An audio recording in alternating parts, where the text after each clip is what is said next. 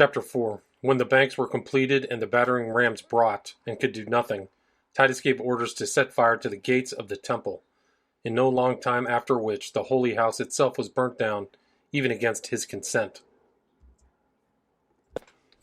And now 2 of the legions had completed their banks on the 8th day of the month Louis, whereupon Titus gave orders that the battering rams should be brought, and set over the western edifice of the inner temple. For before these were brought, the firmest of all other engines had battered the wall for 6 days together without ceasing, without making any impression upon it. But the vast largeness and strong connection of the stones were superior to that engine, and to the other battering rams also. Other Romans did indeed undermine the foundations of the northern gate, and after a world of pains removed the outermost stones. Yet was the gate still upheld by the inner stones, and stood still unhurt, till the workmen, despairing of all such attempts by engines and crows, brought their ladders to the cloisters. Now the Jews did not interrupt them in so doing, but when they were gotten up, they fell upon them and fought with them. Some of them they thrust down and threw them backwards headlong. Others of them they met and slew. They also beat many of those that went down the ladders again, and slew them with their swords before they could bring their shields to protect them. Nay, some of the ladders they threw down from above when they were full of armed men. A great slaughter was made of the Jews also at the same time, while those that bear the ensigns fought hard for them, as deeming it a terrible thing, and what would tend to their great shame, if they permitted them to be stolen away. Yet did the Jews at length get possession of these engines, and destroyed those that had gone up the ladders, while the rest were so intimidated by what those suffered who were slain, that they retired, although none of the Romans died without having done good service before his death. Of the seditious, those that had fought bravely in the former battles did as like now, as besides them did Eleazar, the brother's son of Simon the tyrant.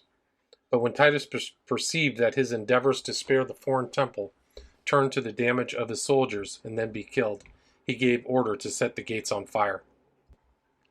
In the meantime there deserted to him Ananus, who came from Emmaus, the most bloody of all Simon's guards, and Archelaus the son of Magdadatus, they hoping to be still forgiven, because they left the Jews at a time when they were the conquerors.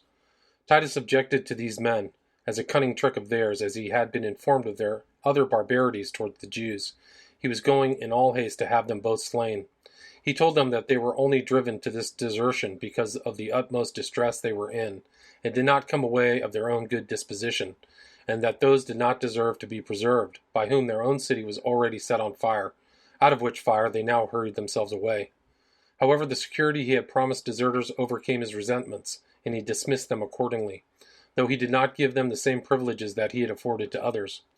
And now the soldiers had already put fire to the gates, and the silver that was over them quickly carried the flames to the wood that was within it, whence it spread itself on all the sudden, and caught hold on the cloisters. Upon the Jews seeing this fire all about them, their spirits sunk together with their bodies, and they were under such astonishment that not one of them made any haste, either to defend himself or to quench the fire, but they stood as mute spectators of it only. However, they did not so grieve at the loss of what was now burning, as to grow wiser thereby for the time to come, but as though the holy house itself had been on fire already, they whetted their passions against the Romans. This fire prevailed during that day and the next also, for the soldiers were not able to burn all the cloisters that were round about together at one time, but only by pieces. But then on the next day Titus commanded part of his army to quench the fire, and to make a road for the more easy marching up of the legions, while he himself gathered the commanders together. Of those that were assembled, the 6 principal persons: Tiberius Alexander, the commander under the general of the whole army, with Sextus Cerealis, the commander of the 5th legion, and Larsius Lepidus, the commander of the 10th legion, and Titus Phrygius, the commander of the 15th legion. And there was also with them Eternius, the leader of the 2 legions that came from Alexandria, and Marcus Antonius Julianus, procurator of Judea. After these came together all the rest of the procurators and tribunes. Titus proposed to these that they should give him their advice what should be done about the holy house. Now some of these thought it would be the best way to act according to the rules of war, and demolish it, because the Jews would never leave off rebelling while that house was standing, at which house it was that they used to get all together. Others of them were of the opinion that in case the Jews would leave it, none of them would lay their arms up in it, he might save it, but that in case they got upon it and fought any more, he might burn it. because it then must be looked upon not only as a holy house, but as a citadel, and that impiety of burning it would then belong to those that forced this to be done, not to them. But Titus said, quote, that although the Jews should get upon that holy house and fight us thence, yet ought we not to revenge ourselves on things that are inanimate, instead of the men themselves, unquote, and that he was not in any case for burning down so vast a work as that was, because this would be a mischief to the Romans themselves, as it would be an ornament to their government while it continued. So Fronto and Alexander and Cerealis grew bold upon that declaration, and agreed to the opinion of Titus.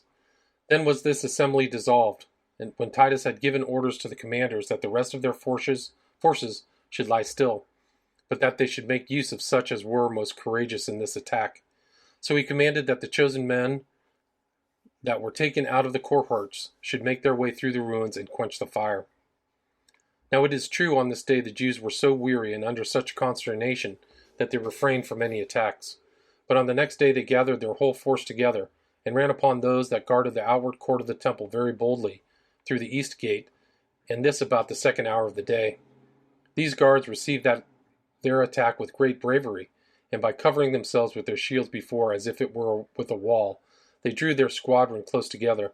Yet it was evident that they could not abide there very long, but would be overborne by the multitude of those that sallied out upon them, and by the heat of their passion. However, Caesar, seeing from the tower of Antonia that this squadron was likely to give way, he sent some chosen horsemen to support them. Hereupon the Jews found themselves not able to sustain their onset, and upon the slaughter of those in the forefront, many of the rest were put to flight. But as the Romans were going off, the Jews turned it upon them, and fought them. And as those Romans came back upon them, they retreated again, until about the 5th hour of the day they were overborne, and shut themselves up in the inner court of the temple. So Titus retired into the tower of Antonia, and resolved to storm the temple the next day, early in the morning, with his whole army, and to encamp round about the holy house. But as for that house, God had, for certain, long ago doomed it to the fire, and now that fatal day was come, according to the revolution of ages. It was the 10th day of the month Louis, upon which it was formerly burnt by the king of Babylon. Although these flames took their rise from the Jews themselves, and were occasioned by them, for upon Titus's retiring, the seditious lay still for a little while, and then attacked the Romans again, when those that guarded the holy house fought with those that quenched the fire that was burning the inner court of the temple. But these Romans put the Jews to flight, and proceeded as far as the holy house itself. At which time one of the soldiers, without staying for any orders, and without any concern or dread upon him at so great an undertaking, and being hurried on by a certain divine fury, snatched someone out of the materials that were on fire, and being lifted up by another soldier, he set fire to a golden window, through which there was a passage to the rooms that were round about the holy house on the north side of it. As the flames went upward, the Jews made a great clamor, such as so mighty an affliction required, and ran together to prevent it. And now they spared not their lives any longer, nor suffered anything to restrain their force, since that holy house was perishing, for whose sake it was that they kept such a guard about it. Now a certain person came running to Titus, and told him of this fire, and as he was resting himself in his tent after the last battle, whereupon he rose up in great haste, and ran to the holy house, in order to have a stop put to the fire. After him followed all his commanders, and after them followed the several legions, in great astonishment. So there was a great clamor and tumult raised, as was natural upon the disorderly motion of so great an army. Then did Caesar, both by calling to the soldiers that were fighting with a loud voice, and by giving a signal to them with his right hand, order them to quench the fire. But they did not hear what he said, though he spake so loud, having their ears already dimmed by a greater noise another way. Nor did they attend to the signal he made with his hand either, as still some of them were distracted with fighting, and others with passion. But as for the legions that came running thither, neither any persuasions nor any threatenings could restrain their violence, but each one's own passion was his commander at this time. And as they were crowding into the temple together, many of them were trampled upon by one another, while a great number fell among the ruins of the cloisters, which were still hot and smoking, and were destroyed in the same miserable way with those whom they had conquered. And when they were come near to the holy house, they made as if they did not so much as hear Caesar's orders to the contrary, but they encouraged those that were before them to set it on fire. As for the seditious, they were in too great distress already to afford their assistance towards quenching the fire. They were everywhere slain, and everywhere beaten. And as for a great part of the people, they were weak and without arms, and had their throats cut wherever they were caught. Now round about the altar lay dead bodies heaped upon one another, as at the steps going up to it ran a great quantity of their blood, whither also the dead bodies that were slain above on the altar fell down. And now, since Caesar was no way able to restrain the enthusiastic fury of the soldiers, and the fire proceeded on more and more, he went into the holy place of the temple with his commanders and saw it, and with what was in it, which he found to be far superior to what the relations of foreigners contained, and not inferior to what we ourselves boasted of and believed about it.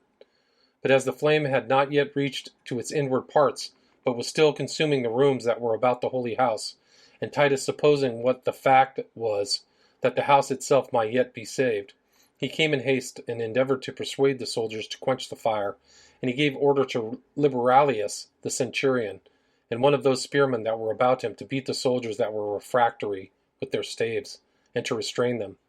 Yet were their passions too hard for the regards they had for Caesar, and the dread they had of him who forbade him, as was their hatred of the Jews, and a certain vehement inclination to fight them, too hard for them also. Moreover, the hope of plunder induced many to go on, as having this opinion, that all the places within were full of money, and seeing that all around about it was made of gold. And besides, one of those that went into the place prevented Caesar, when he ran so hastily out to restrain the soldiers, and threw the fire upon the hinges of the gate, in the dark, whereby the flame burst out from within the holy house itself immediately, when the commanders retired, and Caesar with them, and when nobody any longer forbade those that were without to set fire to it. And thus was the holy house burnt down, without Caesar's approbation. Now, although anyone would justly lament the destruction of such a work as this, since it was the most admirable of all the works that we have seen or heard of, both for its curious structure and its magnitude, and also for the vast wealth bestowed upon it, as well as for the glorious reputation it had for its holiness, yet might such a one comfort himself with this thought, that it was fate that decreed it so to be, which is inevitable, both as to living creatures and as to works and places also. However, one cannot but wonder at the accuracy of this period thereto relating, for the same month and day we now observed, as I said before, wherein the holy house was burnt formerly by the Babylonians. Now the number of years that passed from its first foundation, which was laid by King Solomon, till this its destruction, which happened in the 2nd year of the reign of Vespasian, are collected to be 1,130, besides 7 months and 15 days. And from the second building of it, which was done by Haggai, in the 2nd year of Cyrus the king, till its destruction under Vespasian, there were 639 years and 45 days. Chapter 5. The great distress of the Jews were in upon the conflagration of the holy house, concerning a false prophet, and the signs that preceded this destruction. While the holy house was on fire, everything was plundered that came to hand, and 10,000 of those that were caught were slain. Nor was there a commiseration of any age, or any reverence of gravity, but children and old men and profane persons, and priests were all slain in the same manner, so that this war went round all sorts of men, and brought them to destruction, as well as those that made supplication for their lives, as those that defended themselves by fighting. The flame was also carried a long way, and made an echo, together with the groans of those that were slain. Because this hill was high, and the works of the temple were very great, one would have thought the whole city had been on fire. Nor can one imagine anything either greater or more terrible than this noise, for there was at once a shout of the Roman legions, who were marching all together, and a sad clamor of the seditious, who were now surrounded with fire and sword. The people also that were left above were beaten back upon the enemy, and under a great consternation, and made sad moans at the calamity they were under. The multitude also that was in the city joined in this outcry with those that were upon the hill. And besides, many of those that were worn away by the famine, and their mouths almost closed, when they saw the fire of the holy house, they exerted their utmost strength, and brake out into groans and outcries again. Pera did also return the echo, as well as the mountains round about the city, and augmented the force of the entire noise. Yet was the misery itself more terrible than this disorder, for one would have thought that the hill itself on which the temple stood was seething hot, as full of fire on every part of it, that the blood was larger in quantity than the fire, and those that were slain more in number than those that slew them, for the ground did nowhere appear visible, for the dead bodies that lay on it, But the soldiers went over heaps of those bodies as they ran upon such as fled from them. And now it was that the multitude of the robbers were thrust out of the inner court of the temple by the Romans, and had much ado to get into the outward court, and from thence into the city, while the remainder of the populace fled into the cloister of that outer court. As for the priests, some of them plucked up from the holy house the spikes that were upon it, with their bases which were made of lead, and shot them at the Romans instead of darts.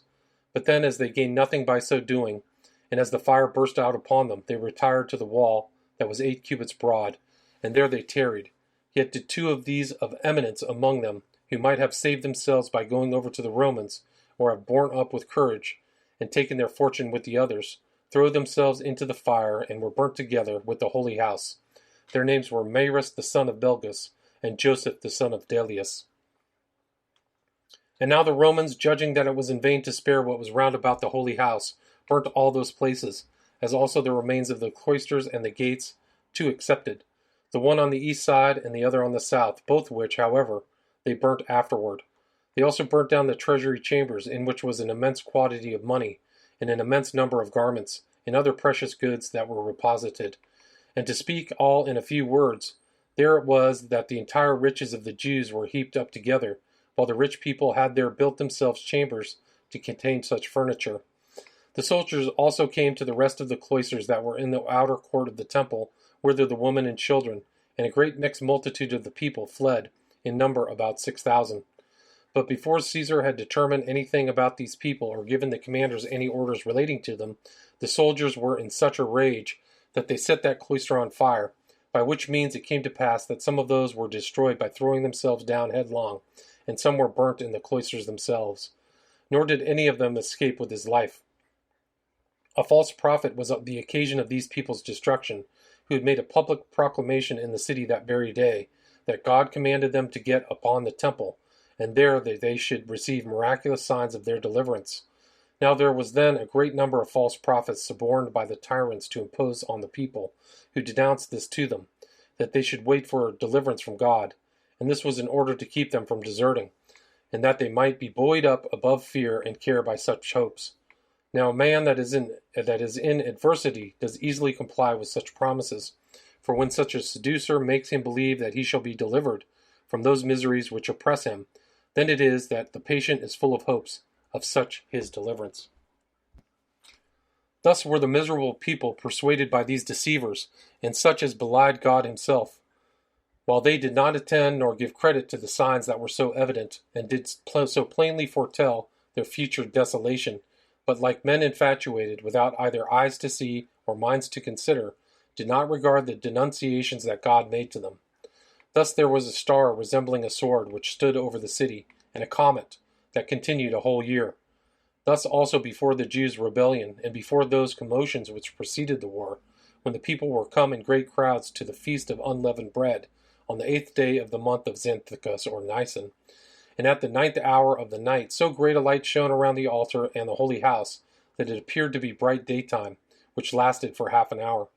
This light seemed to be a good sign to the unskillful, but was so interpreted by the sacred scribes as to portend those events that followed immediately upon it.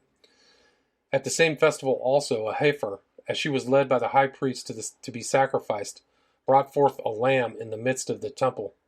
Moreover, the eastern gate of the inner court of the temple, which was of brass and vastly heavy, and had been with difficulty shut by 20 men, and rested upon a basis armed with iron, and had bolts fastened very deep into the firm floor, which was there made of one entire stone, was seen to be open of its own accord about the 6th hour of the night.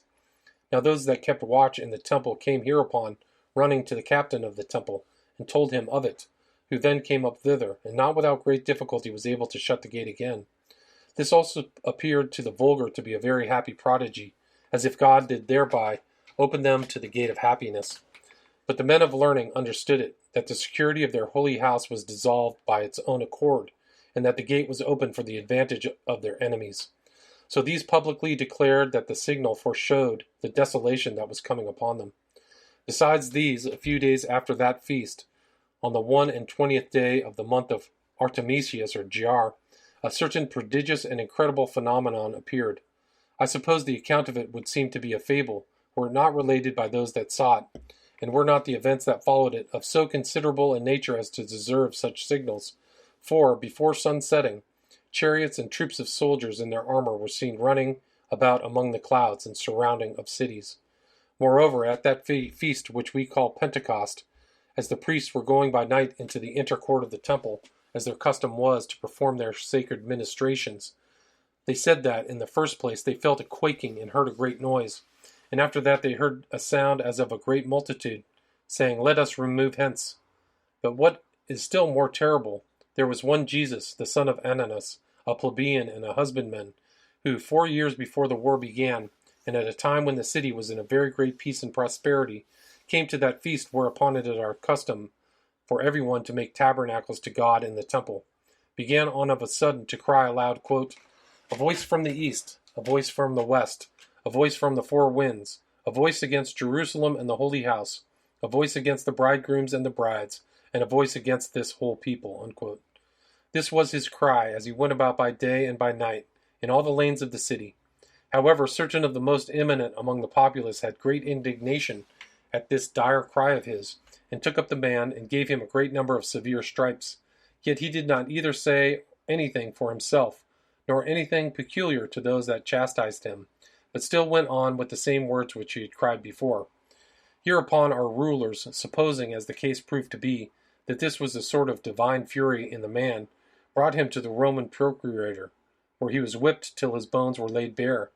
Yet he did not make any supplication for himself, nor shed any tears, but turning his voice to the most lamentable tone possible, at every stroke of the whip his answer was, Woe, woe to Jerusalem. And when Albinus, for he was then our procurator, asked him who he was, and whence he came, and why he uttered such words, he made no manner of reply to what he said, but still did not leave off his melancholy ditty, till Albinus took him to be a madman, and dismissed him. Now during all the time that passed before the war began, this man did not go near any of the citizens, nor was seen by them while he said so, but he every day uttered those lamentable words, as if it were his premeditated vow, Woe, woe to Jerusalem. Nor did he give ill words to any of those that beat him every day, nor good words to those that gave him food. But this was his reply to all men, and indeed no other than a melancholy presage of what was to come. This cry of his was the loudest at the festivals, and he continued to this ditty for 7 years and 5 months, without growing hoarse or being tired therewith, until the very time he saw his presage in earnest fulfilled in our siege, when it ceased. For as he was going round upon the wall, he cried out with his utmost force, Woe, woe to the city again, and to the people, and to the holy house. And just as he added the last, Woe, woe to myself also, there came a stone out of one of the engines, and smote him, and killed him instantly. And as he was uttering the very same presages, he gave up the ghost. Now if anyone consider these things, he will find that God takes care of mankind, and by all ways possible foreshows to our race what is for their preservation, but that men perish by those miseries which they madly and voluntarily bring upon themselves. For the Jews, by demolishing the tower of Antonia, had made their temple 4 square, while at the same time they had it written in their sacred oracles, that then should their city be taken, as well as their holy house, when once their temple should become 4 square. But now what did the most elevate them in undertaking this war was an ambiguous oracle that was also found in their sacred writings, how, quote, about that time one from their country should become governor of the habitable earth, unquote. The Jews took this prediction to belong to themselves in particular, and many of the wise men were thereby deceived in their determination. Now this oracle certainly denoted the government of Vespasian, who was appointed emperor in Judea. However, it is not possible for men to avoid fate, although they see it beforehand. But these men interpreted some of these signals according to their own pleasure, and some of them they utterly despised, until their madness was demonstrated, both by the taking of their city and of their own destruction. Chapter 6. How the Romans carried their ensigns to the temple, and made joyful acclamations to Titus. The speech that Titus made to the Jews when they made their supplication for mercy, what reply they made thereto, and how that reply moved Titus's indignation against them. And now the Romans, upon the flight of the seditious into the city, and upon the burning of the holy house itself, and of all the buildings round about it, brought their ensigns to the temple, and set them over against its eastern gate, and there did they offer sacrifices to them, and there did they make Titus imperator, with the greatest acclamations of joy. And now all the soldiers had such vast quantities of the spoils which they had gotten by plunder, that in Syria a pound weight of gold was sold for half its former value. But as for those priests that kept themselves still upon the wall of the holy house, there was a boy that, out of the thirst he was in, desired some of the Roman guards to give him their right hands as a security for his life, and confessed he was very thirsty. These guards commiserated his age and the distress he was in, and gave him their right hands accordingly. So he came down himself and drank some water, and filled the vessel he had with him when he came to them with water, and then went off, and fled away to his own friends. Nor could any of those guards overtake him, but still they reproached him for his perfidiousness. To which he made this answer, quote, I have not broken the agreement, for the security I had given me was not in order to my staying with you, but only in order to my coming down safely, and taking up some water, both which things I have performed, and thereupon think myself to have been faithful to my engagement. Unquote. Hereupon those whom the child had imposed upon admired at his cunning, and that on account of his age. On the 5th day afterward, the priests that were pined with former famine came down, and they were brought to Titus by the guards. They begged for their lives.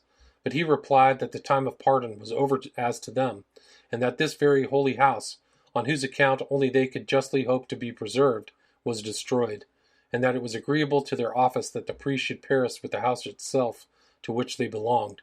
So he ordered them to be put to death. But as for the tyrants themselves, and those that were with them, when they found they were encompassed on every side, and as it were walled around, without any method of escaping, they desired to treat with Titus by word of mouth. Accordingly, such was the kindness of his nature, and his desire of preserving the city from destruction, joined to the advice of his friends, who now thought the robbers were come to a temper, that he placed himself on the western side of the outer court of the temple, for there were gates on that side above the Xystus, and a bridge that connected the upper city to the temple.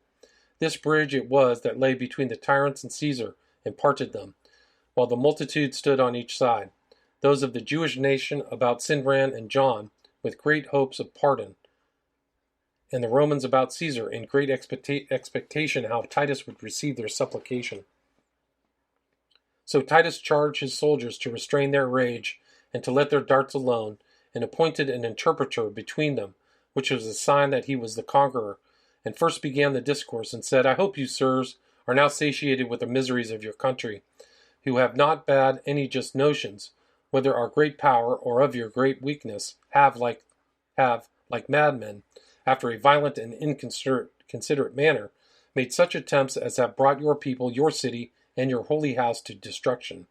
You have been the men that have never left off rebelling since Pompey first conquered you, and have, since that time, made open war with the Romans.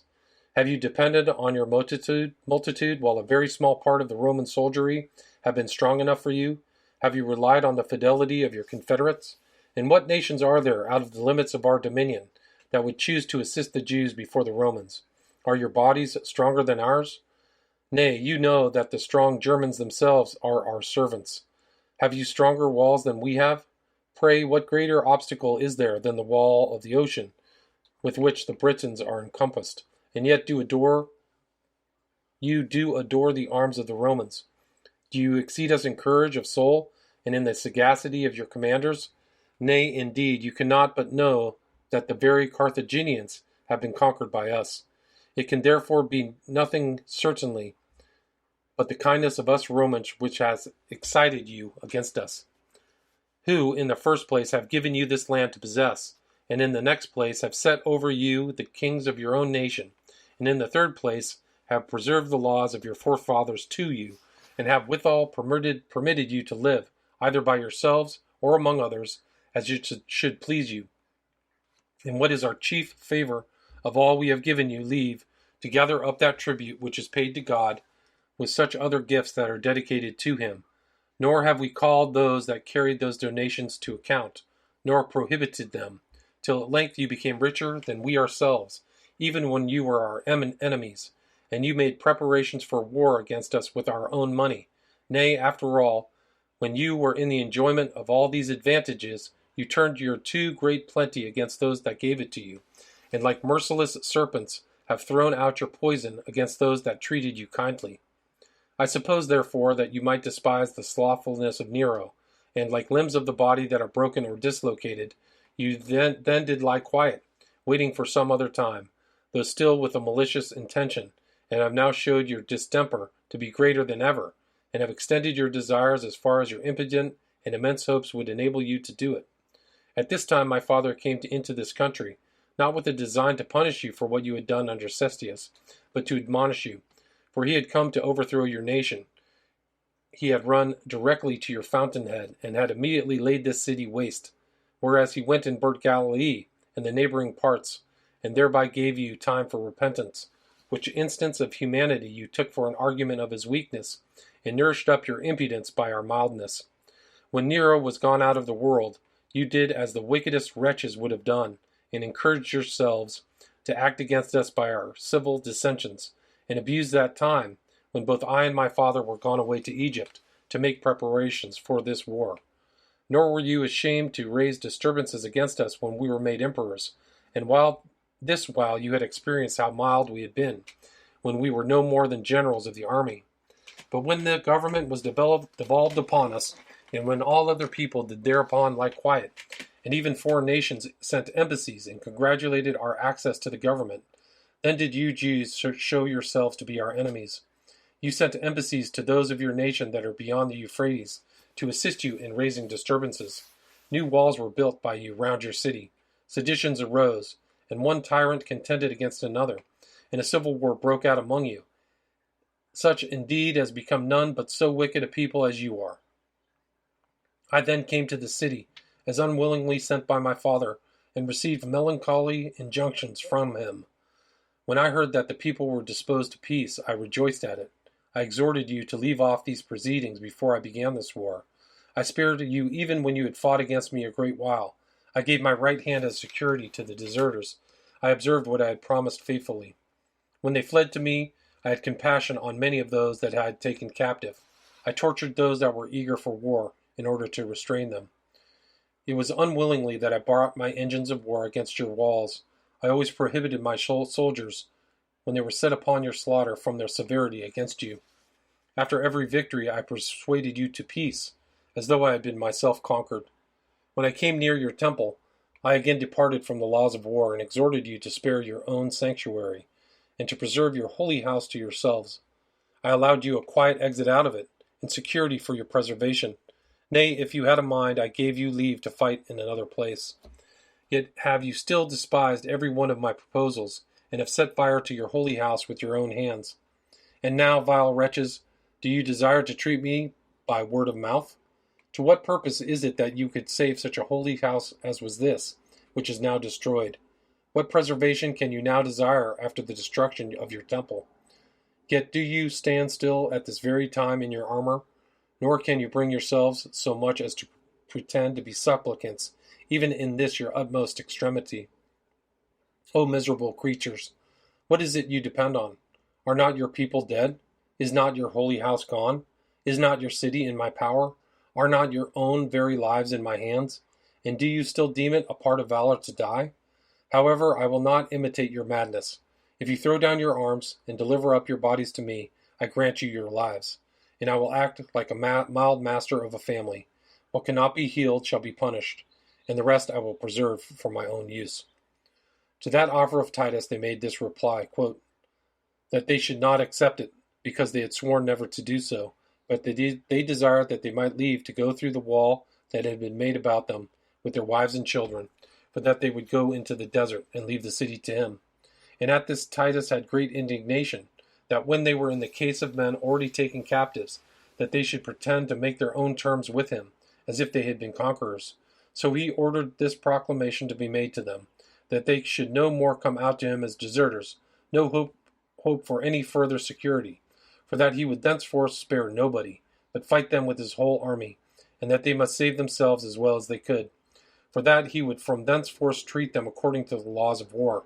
So he gave orders to the soldiers both to burn and to plunder the city, who did nothing indeed that day, but on the next day they set fire to the repository of the archives, to Acra, to the council house, and to the place called Ophlus, at which time the fire proceeded as far as the palace of Queen Helena, which was in the middle of Acre. The lanes were also burnt down, as were also those houses that were full of the dead bodies as such as were destroyed by the famine.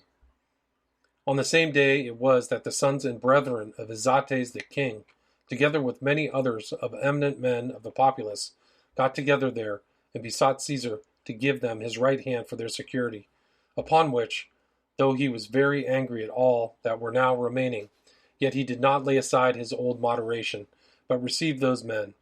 At that time indeed he kept them all in custody, but still bound the king's sons and kinsmen, and led them with him to Rome, in order to make them hostages for their country's fidelity to the Romans.